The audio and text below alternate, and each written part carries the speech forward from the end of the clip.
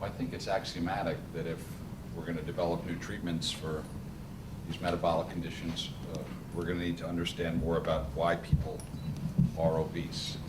So we need to understand in time why some people have the appearance of the individual depicted here on the left, and other people have the appearance of the individual depicted on the right. Now, if you ask the average person, why are these people different? Why do people have these different appearances? They'd invariably say it's because the individual on the left eats too much. And that would be true, but it would ignore what I believe to be the deeper question, which is, why do they eat too much? Why they eat too much is often attributed to all sorts of things, willpower, differences in willpower, a modern toxic environment. And I'm here to argue today that to a very large extent, the reason individuals who have the appearance of the person on the left eat too much is because of biology.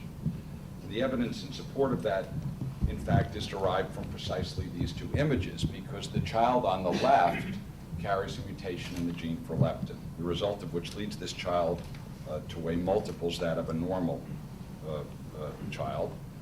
And the picture on the right is a picture of the same child 5 years later after receiving the hormone for which he is deficient, a hormone made in the laboratory originally at Amgen, and Alex DePaoli here had a lot to do with the outcome for this child. So what is leptin? Leptin is a hormonal signal made by fat tissue that reports nutritional information to your brain as part of a homeostatic system that maintains relative constancy of body fat mass. And there's important evolutionary considerations that would explain why living organisms, in particular mammals, need to have some means for maintaining an optimal level of body fat. And leptin is made in proportion to fat mass and serves as the afferent signal in this hormonal feedback loop. In this child, there's a mutation in the leptin gene. No leptin is produced. As a consequence, this child never gets the signal that there are adequate fat stores, which is conveyed by leptin. The child actually lives in a state of perceived starvation. In the absence of leptin, the child thinks he's starving, and as a consequence eats more and more, the net result of which is obesity and a failure to ever make the hormone that would otherwise shut the system off.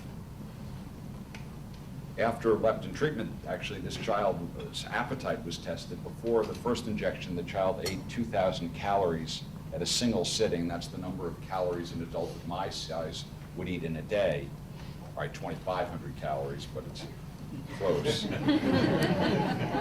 After a few leptin injections, the child ate the age-appropriate number of calories. So what was driving appetite in this child was not any of the sorts of things to which it's attributed, but rather a lack of a hormone.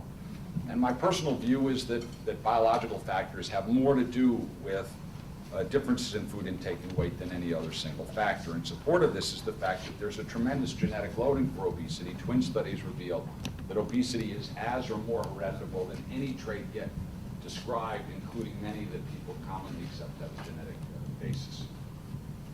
Moreover, we now know what some of these genes are, and it turns out that there are a number of Mendelian or single gene forms of obesity, and all of them fall within the pathway through which leptin signals.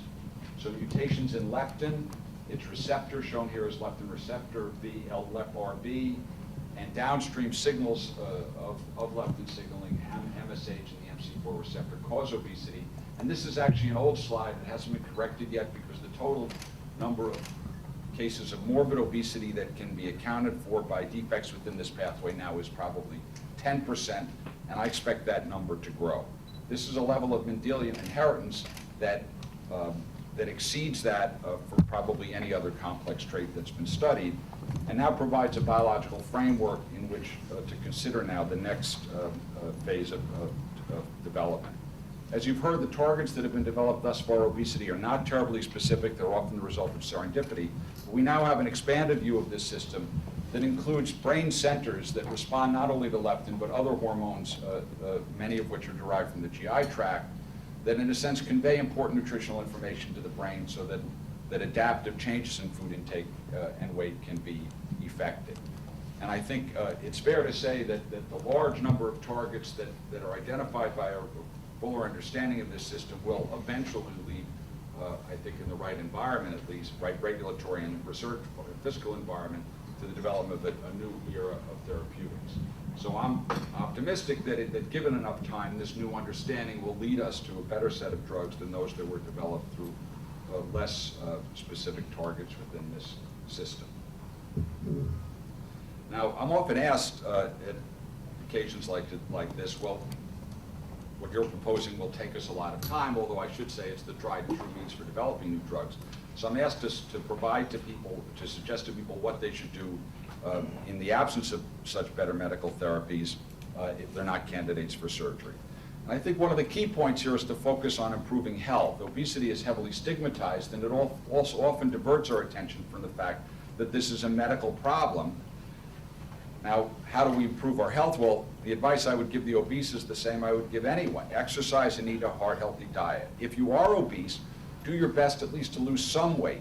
There is a disproportionate health benefit to modest, achievable weight loss of 7 to 10 pounds. The potency of this system is most evident as people lose much larger amounts of weight than this. And I think 7 to 10 pounds is achievable and has a health benefit, and that our objectives for anti-obesity agents might actually be better served if we focused on less dramatic weight loss.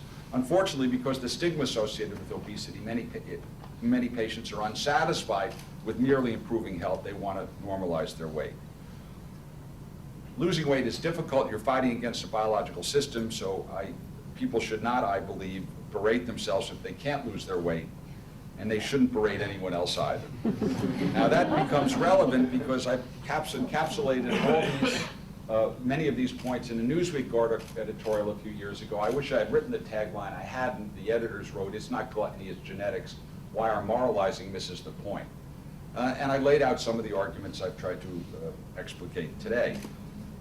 Let me just say that I probably would have had a warmer reception if I were Barack Obama attending a Tea Party rally.